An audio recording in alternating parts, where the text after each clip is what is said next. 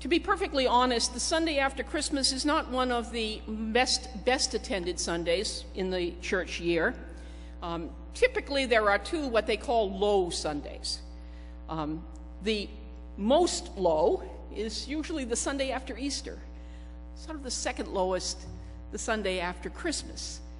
We've kind of celebrated a lot. We've been in church a lot. We've heard the story of the birth of Christ.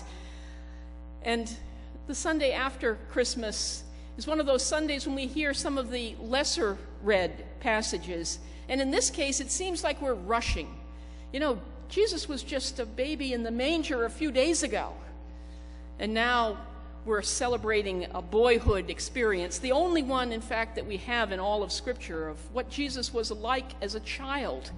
We yearn for more stories, but there are not. The Scriptures that we have are somewhat silent on those years of Jesus' upbringing, but we are able to discern some connections within the story that we do have. I've entitled my message this morning, Christmas Connections, because in part I love Christmas, and I personally like to kind of linger in the Christmas season as long as possible.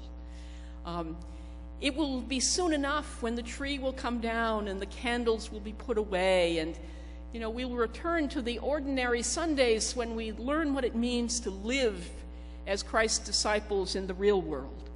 But for a moment, it's nice to just linger a little longer with that story of the Incarnation, the story that reminds us of why it is that we celebrate this special season in the life of the church.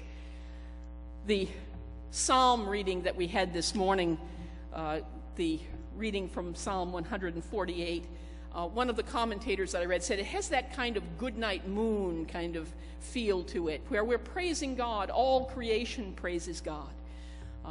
Living faith surrounded by a sense of how blessed and we are, and how much we should offer that as praise to the one who creates, but who also comes into our lives. In the Incarnation, God comes to us, enters into our human experience, not at a time when things were perfect, but at a time when God's people needed God's presence most. It doesn't happen when everything is in order and properly prepared, everything kind of cleaned up, neat and tidy.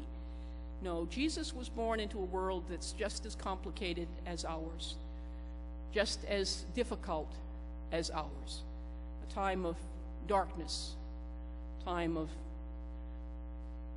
difficulty, challenge for God's people. God comes into a dark time with a light that shines. And so that's one of those connections.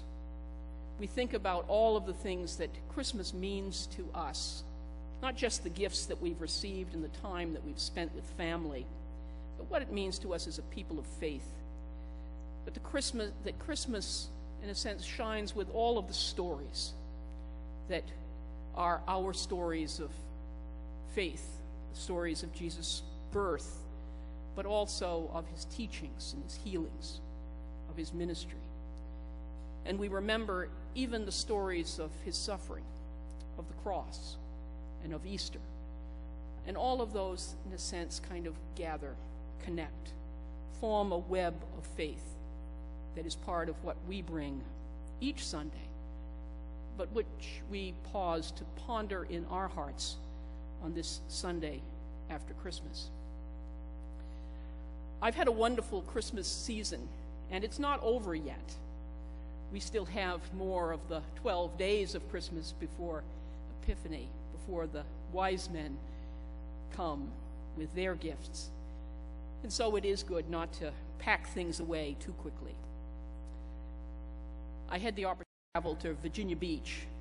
Some have seen Facebook posts of time spent with family, and how delightful it is to go to an aquarium with a 3.5-year-old, or to the Children's Museum in Portsmouth. The energy of childhood fully displayed, but also to see my mother-in-law at 98 holding her great-granddaughter in her arms, for the first time and the joy on her face, or all being gathered together for dinner, my husband and his sister and her husband, my mother-in-law, my sons, and my grandchildren. A wonderful kind of Kodak moment, something to hold on to. And those are some of the things that we celebrate. But I also celebrate some other connections to the Christmas season. I was sharing with Jeanette earlier that on Christmas Eve at the family service, I had an opportunity, at least for portions of the service, to be kind of behind the scenes, because I was tasked with holding the Christ child until the appropriate time when Mary and Joseph would retrieve the baby and place the baby in the manger. And so I had little Hannah, our Christ child, off in the wings.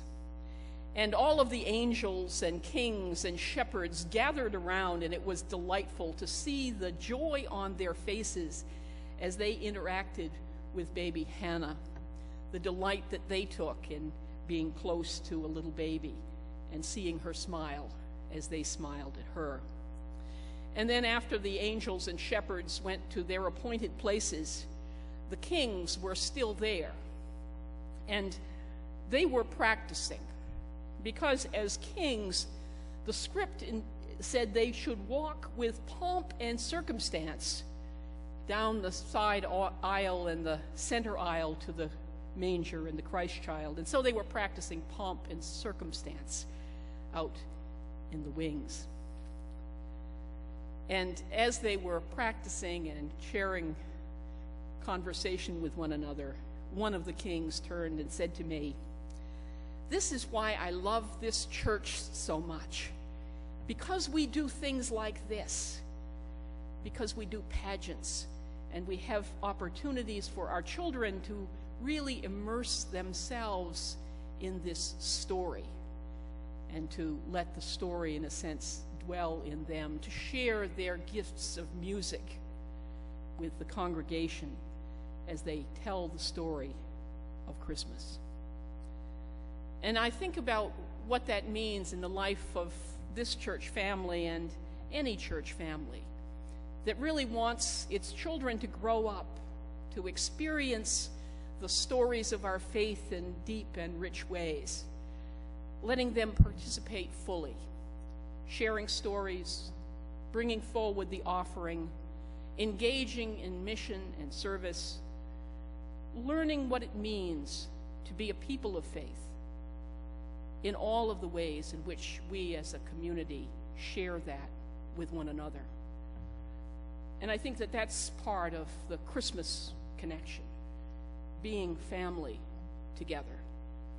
And even though we may be a somewhat smaller crowd this morning, we are here because this story, this faith, and this faith community means something deep and special for us. It is good for us to be together.